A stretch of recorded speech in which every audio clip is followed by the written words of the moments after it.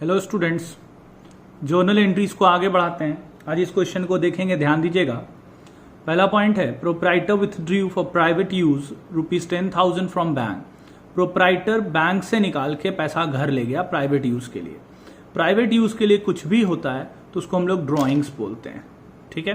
तो इधर देखिएगा, एंट्री होगा ड्रॉइंग्स अकाउंट डेबिट, और क्योंकि पैसा बैंक से निकाला तो लिखेंगे टू बैंक अकाउंट। बिजनेस से निकाल के घर ले जाता तो लिखते हैं टू कैश अकाउंट, लेकिन ऑफिस से नहीं लिया, बैंक से लिया तो इसको लिखेंगे टू बैंक अकाउंट। तो एंट्री होगा drawings account debit to bank account. Private use या पर्सनल यूज के लिए कुछ भी खर्च होता है तो उसको ड्रॉइंग्स बोलते हैं। नेक्स्ट पॉइंट देखते हैं। नेक्स्ट देखिए, लिखता है goods costing 50,000 were burned by fire. Goods जल गया, नुकसान हो गया, ठीक है। गुड्स जला यानी क्या गया, गुड्स गया, और गुड्स जाता है तो हम लोग परचेज क्रेडिट करते हैं। तो ये नुकसान हुआ तो लिखेंगे loss by fire account debit. सारा नुकसान डेबिट होता है, और गया गुड्स तो गुड्स जाने के लिए परचेज क्रेडिट करते हैं। तो एंट्री होगा loss by fire account debit to purchases account. Next देखिएगा, लिखता purchase machinery for cash ₹1,50,000 and paid 2,000 on its installation. Machine खरीदे 1,50,000 का और 2,000 उसके इंस्टॉलेशन में खर्च किए।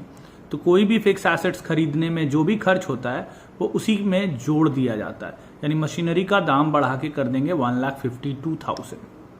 तो जर्नल करेंगे machinery account debit to cash account और अमाउंट हो जाएगा 1,52,000। ये ध्यान दो, अच्छा पॉइंट है। लिखता charge 5% depreciation on building costing 2 lakh and 8% depreciation on furniture costing 5,000। Depreciation क्या होता है ये हम लोग एक बार थोड़ा सा अकाउंटिंग इक्वेशन में पढ़े थे, ध्यान से सुनना। जब किसी फिक्स एसेट्स को यूज करने के कारण उसका दाम घटता है तो उसको हम लोग डेप्रिसिएशन कहते हैं। लिख रहा है बिल्डिंग का दाम 5% से घट गया, तो बिल्डिंग मेरा एसेट्स है, मेरे एसेट्स का दाम घट गया तो वो हमारे लिए नुकसान है। तो बिल्डिंग का दाम घटा, ये हमारे लिए नुकसान है। फर्नीचर का दाम घटा, ये भी नुकसान है, यानी मेरे बिल्डिंग और फर्नीचर का दाम कम हो रहा है, ठीक है। तो कोई भी एसेट्स हम लोग पिछले क्लास या पिछले वीडियो में पढ़े थे कि किसी भी एसेट्स के दाम को कम करने के लिए हम लोग उसको क्रेडिट करते हैं। एसेट्स को बढ़ाने के लिए डेबिट करते हैं, घटाने के लिए क्रेडिट करते हैं। तो यहाँ बिल्डिंग और फर्नीचर का दाम घट गया तो ये दोनों क्रेडिट होगा, और डेप्रीसिएशन के कारण घट गया तो डेप्रीसिएशन मेरा नुकसान है, तो डेप्रीसिएशन को डेबिट करेंगे। तो जर्नल होगा depreciation account debit to building account to furniture account. Building और फर्नीचर एसेट्स है, दाम घटा तो क्रेडिट करेंगे, और क्योंकि ये नुकसान हुआ तो डेप्रीसिएशन को डेबिट करेंगे। अगर सिर्फ बिल्डिंग में बोलता तो एंट्री करते डेप्रीसिएशन टू बिल्डिंग, सिर्फ फर्नीचर होता तो डेप्रीसिएशन टू फर्नीचर, यानी इसको दो एंट्री में भी हम लोग कर सकते थे। Depreciation account debit to building account, दूसरा depreciation account debit to furniture account. इसको हम दोनों को एक साथ कर दिए, इसको कंपाउंड एंट्री बोलते हैं। तो depreciation account debit to building to furniture, और दोनों जोड़ के यहाँ डेप्रीसिएशन में लिख देंगे। डेबिट क्रेडिट का अमाउंट हमेशा बराबर होता है। फिर है प्रीपेड सैलरी। तो प्रीपेड सैलरी यानी सैलरी हम लोग जो दिए हैं उसमें से कुछ एडवांस है, ठीक है, तो इसको हम लोग प्रीपेड बोलते हैं। तो कुछ सैलरी दिए हैं उसमें से कुछ एडवांस है, तो इसका एंट्री करेंगे prepaid salary account debit to salary account. Prepaid salary account debit to salary account, ठीक है। ये हम लोग मान रहे हैं कि जो सैलरी हम लोग पहले से दिए हैं उसमें से पता चला कुछ प्रीपेड है, यानी out of salary paid this year ₹2,000 is in respect of next year या is related to next year, ठीक है। यानी जो सैलरी दिए उसमें से पता चला कि कुछ प्रीपेड है। या मान लो अगर ऐसा क्वेश्चन देता कि अभी सैलरी दे रहे हैं हम लोग एडवांस में, ठीक है, सैलरी पेड इन एडवांस अभी लिख देता तो हम लोग एंट्री करते हैं प्रीपेड सैलरी टू कैश, यानी पैसा अभी गया। लेकिन इस पॉइंट में पैसा अभी नहीं गया, पहले से दिए थे अभी पता चला, तो एंट्री करेंगे प्रीपेड सैलरी टू सैलरी, ठीक है। नेक्स्ट देखो, Kapil who owed us 20,000 becomes insolvent and nothing is receive from his estate. मतलब क्या है, कपिल जिससे हम लोग 20,000 रुपीज पाते थे वो कुछ भी नहीं दिया, पूरा डूब गया, वो इंसॉल्वेंट हो गया। इंसॉल्वेंट का मतलब होता है बैंकरप्ट हो गया, ठीक है, और उसके पास पैसा नहीं है, वो सारा पैसा डुबा दिया। तो जब मेरा सारा पैसा डूब गया इसको हम लोग बैड डेट्स बोलते हैं। तो एंट्री करेंगे bad debts account debit to Kapil 20,000। इस क्वेश्चन को देखिएगा, बहुत अच्छा क्वेश्चन है, ये सीबीएसई के बुक में नहीं है, तो सीबीएसई वाले बच्चे इस क्वेश्चन को जरूर से नोट कर लेना। लिखता Tanishq traders deal in motor cars, record the following transaction in the journal. पहला है purchase 4 motor cars at ₹1,20,000 each from Maruti limited for business use. ठीक है, फॉर स्टॉक मतलब सॉरी बिजनेस यूज नहीं, नेक्स्ट पॉइंट पढ़ लिया। फॉर स्टॉक मतलब बेचने के लिए। मतलब क्या है, तनिष्क ट्रेडर्स जो है मोटर कार का बिजनेस करता है। तो जो मोटर कार का बिजनेस करता है उसके लिए गुड्स क्या होगा, मोटर कार। तो मोटर कार का बिजनेस करता है और वो 4 मोटर कार खरीदा फॉर स्टॉक यानी बेचने के लिए। तो मोटर कार का बिजनेस है, मोटर कार खरीद रहे हैं यानी गुड्स खरीद रहे हैं। एक मोबाइल का बिजनेसमैन के लिए मोबाइल गुड्स है, उसी तरह मोटर कार का बिजनेसमैन के लिए मोटर कार गुड्स है अगर वो बेचने के लिए खरीद रहा है। तो मोटर कार खरीदा बेचने के लिए 1,20,000 रुपया करके, 4 खरीदा यानी 4,80,000 का खरीदा।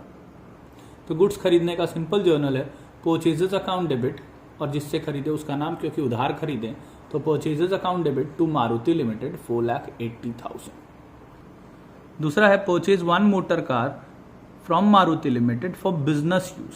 ये बिजनेस यूज के लिए खरीदे यानी बेचने के लिए नहीं खरीदे। तो जब बेचने के लिए नहीं खरीदे तो ये हमारा फिक्स एसेट्स है। तो हम लोग इसको या तो लिखेंगे मोटर कार आया तो मोटर कार अकाउंट डेबिट, और या फिर व्हीकल भी लिख सकते हैं, व्हीकल अकाउंट डेबिट टू किससे खरीदे, मारुति लिमिटेड। यानी जब बेचने के लिए खरीदेंगे तो परचेज लिखेंगे, और जब खुद के यूज के लिए खरीदेंगे तो जो खरीदे उसका नाम लिखेंगे। तो मोटर कार खरीदे तो मोटर कार या व्हीकल लिखेंगे। तो एंट्री होगा vehicle account debit to Maruti limited 75,000। अब लिखता return 1 motor car from stock to Maruti limited. ये जो 1,20,000 करके खरीदे थे स्टॉक के लिए यानी बेचने के लिए, उसमें से एक वापस कर दिए तो वो हो गया परचेज रिटर्न। जब खरीदे थे तो परचेज लिखे थे, अब उसको वापस कर दिए तो परचेज रिटर्न लिखेंगे। तो एंट्री होगा Maruti limited account debit to purchase return. Purchase return को रिटर्न आउटवर्ड्स भी बोलते हैं। अब नेक्स्ट देखो, sold 3 motor car for ₹4,50,000 and लिखता बैंक ₹4,25,000, यानी 4,50,000 में तीनों बेच दिए और उसमें से 4,25,000 रुपया बैंक में जमा कर दिए उसी दिन। तो बैंक में जमा कर दिए तो बैंक बढ़ा, तो बैंक बढ़ा 4,25,000 से तो लिखेंगे बैंक अकाउंट डेबिट। कैश बढ़ा 25,000 से लिखेंगे cash account debit to sales account. Normal entry होता है cash account debit to sales account, लेकिन यहाँ कुछ पैसा बैंक में डाल दिए थे तो बैंक में जो डाल दिए उसके लिए लिखेंगे बैंक अकाउंट डेबिट, और जो अपने पास रखें उसके लिए कैश अकाउंट डेबिट, और गुड्स बेचने के लिए टू सेल्स अकाउंट।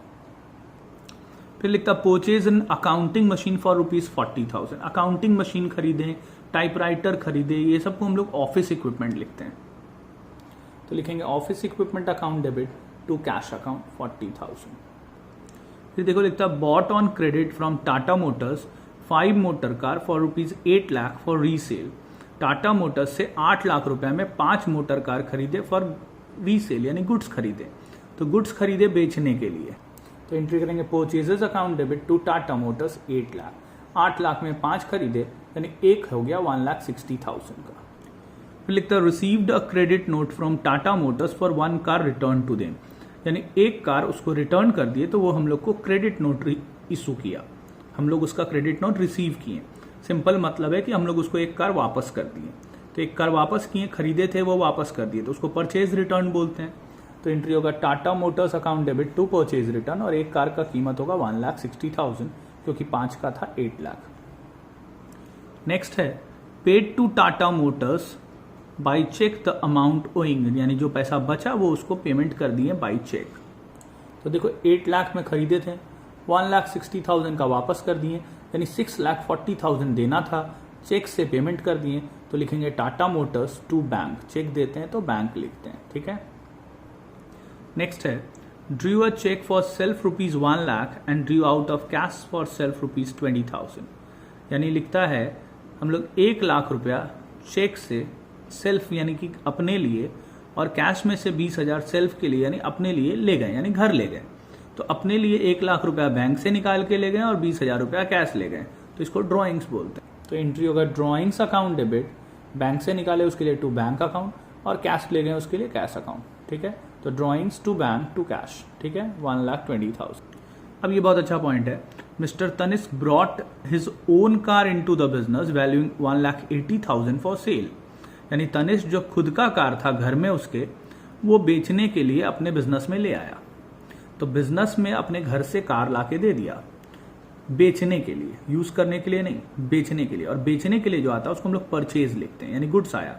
तो परचेज आया, परचेज अकाउंट डेबिट होगा लाया कौन? बिजनेसमैन, और बिजनेसमैन जो घर से लाता है उसको हम लोग कैपिटल बोलते हैं।